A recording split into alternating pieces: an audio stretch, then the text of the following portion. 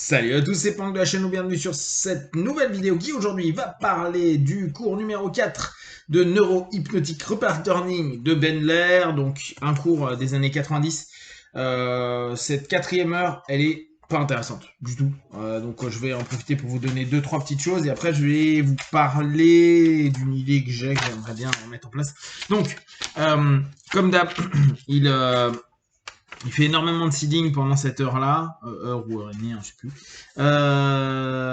Et il fait des associations entre la suggestion, la musique, les rythmes, etc. pour petit à petit dipper ses apprenants. Bon, je suis toujours sur le même truc, c'est-à-dire que quand il y a un hypno qui nous emmerde à nous hypnotiser pour nous faire apprendre mieux. Moi, je l'ai fait hein, au départ, je me suis dit, ah bah c'est sympa et tout, en fait, c'est pour que mon subconscient comprenne. C'est pas vrai. En fait, c'est pas vrai. Factuellement, j'ai pas vu de personnes ressortant d'école où le gars a joué à hypnotiser les gens, être réellement compétent sur l'apprentissage qu'ils ont eu. Alors, peut-être qu'ils vont avoir des flashs de ah, mais je l'ai entendu quelque part. S'il n'y a pas une bonne explication, euh, certes, avec parfois des histoires qui vont permettre de compléter, de ramener au concret, j'ai rarement vu des gens devenir performants. Et Bendler n'arrête pas de faire ça, hein, il le fait encore aujourd'hui, il le faisait à l'époque. Euh, alors, ouais, alors comme d'habitude, il ridiculise les autres méthodes.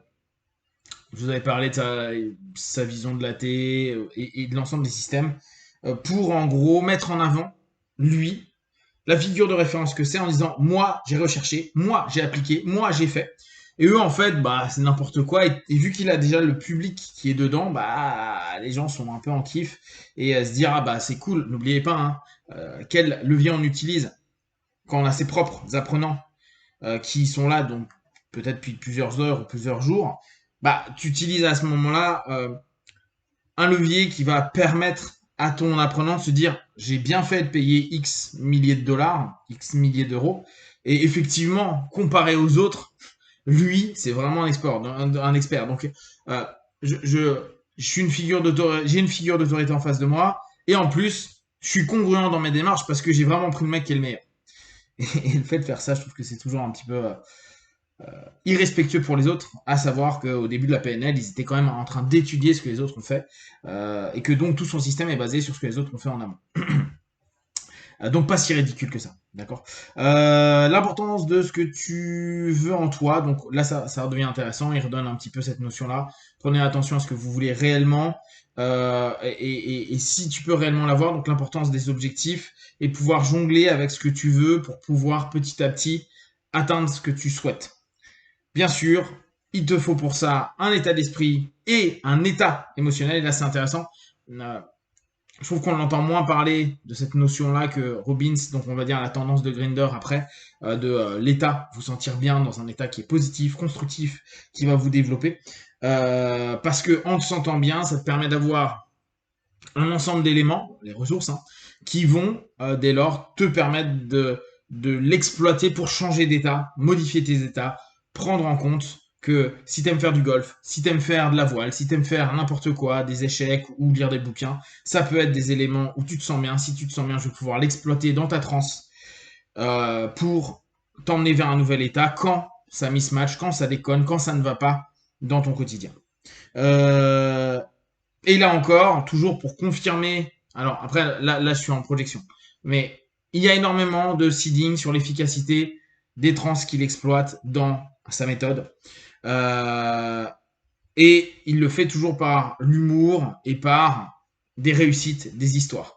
Là encore, hein, on est toujours sur ces leviers de vous êtes congruent d'avoir fait cette notion-là, vous êtes dans un rapport d'engagement et vous avez eu raison de vous engager parce que vous avez le meilleur et que en plus ce que vous allez faire c'est efficace. C'est cool. Techniquement parlant, quand on a un petit peu de recul, c'est très très chiant pour l'apprenant qui est néophyte et qui en fait n'en a rien à foutre de ces leviers-là. Lui, il est venu, il a payé, il va apprendre. Euh... Ouais, alors ça j'ai trouvé que c'était intéressant. La croyance, selon lui, hein, n'a aucun moyen d'impacter le process hypnotique. J'ai trouvé que c'était intéressant comme concept. Je n'y adhère pas, mais l'idée est attrayante. D'accord. De se dire, bah, ma croyance ne va pas impacter mon processus hypnotique? Pour moi, si. Tu crois que ça va pas marcher, que l'hypnose ne fonctionne pas, ça fonctionnera quand même parce que la transe existe. Donc là-dessus, je suis d'accord avec lui. Néanmoins, si ça ne me répond pas à l'ensemble des fantasmes que tu as ou des attentes, et là on revient sur les attentes excessives, etc., bah, ça va impacter peut-être pas forcément la transe en tant que telle, mais il va fermer sa transe avec de l'autosuggestion, donc ta transe sera inexploitable ou très peu exploitable, et donc le rapport de tes suggestions n'apportera pas quelque chose de forcément hyper utile. Mais j'ai trouvé que c'était sympa, c'est assez rare d'entendre ce type de discours-là. Voilà, bon. Faire passer d'une mauvaise sensation vers un bon feeling, hein. Là, on est vraiment sur le new code ou la version plutôt Grinder. Et là, on voit que c'est quand même les années 90, donc une autre vision qu'il avait de l'hypnose, ouais, la PNL de l'époque. Et qui a un petit peu changé avec le temps, mais on reste quand même dans les changer d'état. Sauf que ça, c'est plus un discours maintenant que moi j'ai assimilé à Grinder et donc à son obédience, les Tony Robbins, etc. Il faut respecter son désir, mais il faut que ce désir soit congruent. Et là, on revient sur les attentes excessives, les envies, les besoins. C'est super cool d'avoir des grands désirs, des gros objectifs, step by step, et soyez congruents. Parce qu'il y a plein de choses. L'exemple que je donne tout le temps, tu veux être millionnaire, c'est cool. Mais est-ce que déjà tu gagnes quelques euros? Est-ce que tu fais des choses pour gagner de l'argent? Oui, non. Si c'est pas le cas, bah détends-toi. Déjà, dis-toi que tu vas avoir un boulot, puis après gagner un peu d'argent, puis après l'amasser, puis après l'investir, puis etc., etc. Mais soyez congruents. Donc le désir c'est bien, mais il faut pas que ça vous limite. Voilà. Pas grand-chose. Ça reste toujours quoi. Moi j'aime bien regarder, mais comme je vous dis, je trouve que ça manque de technique. Là, clairement, il nous a rien donné. Il nous a donné, en plus, ouais, il nous a donné que ça. Et ce que j'étais en train de me dire, c'est, en plus, on n'a pas de, tu vois pas trop la différence entre son hypnotique repatterning là et la PNL, tout simplement. Et c'est vrai qu'il l'avait dit. De toute façon, le recadrage, moi, je l'ai recréé pour créer un état de transe. Donc, je sais pas. Bref, je suis un peu toujours en observation. Pour ceux qui aiment bien la PNL, hein, les origines de la PNL, qui est écrit par Grinder et Puslik, ils ont demandé à Bendler s'il voulait. Il n'a pas voulu participer, ce qui est dommage. Il reste 2 minutes, c'est juste pour vous parler du chapitre 1 qu'a écrit Puslik. Et donc Puslik, c'est un des 3 à la base. À la base, c'était Bendler et Puslik. Et après, il y a eu... ils ont fait venir... Alors, ils faisaient beaucoup, et ça c'est intéressant, hein, il faisait beaucoup de Gestalt. D'accord? Il a rencontré Bendler sur une démarche de Gestalt.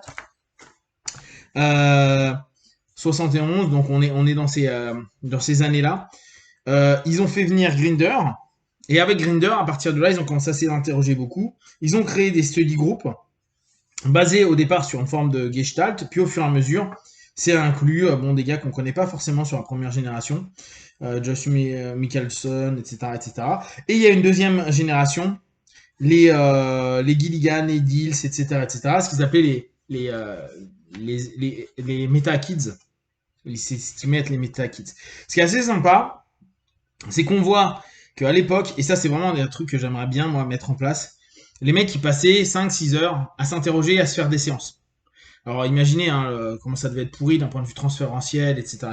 D'ailleurs, Pendler a chopé la femme de Puslik et a viré Puslik à un moment donné. Donc on peut bien imaginer qu'il y avait plein de transferts pas clean et plein de choses qui n'étaient pas très bien foutues. Par contre, il y a vraiment toute cette effervescence du début de la PNL qui est vraiment sympa. Peut-être que je vous ferai une étude du bouquin avec les grands traits pour en parler davantage, pour qu'on puisse cogiter à comment en amont ils ont développé la PNL. On s'en fout que ce s'appelle les PNL ou pas, mais pour qu'on puisse recréer un process qui soit similaire dans nos réflexions des différentes disciplines qu'on étudie et que peut-être des disciplines que vous connaissez. Voilà, si vous avez des questions derrière, vous partagez sur Facebook, YouTube, j'y répondrai le plus rapidement possible. Et comme d'habitude, de tout ce que je propose, ne prenez que ce qui est bon juste pour vous tester, observer, analyser et concluer. Be one, ciao.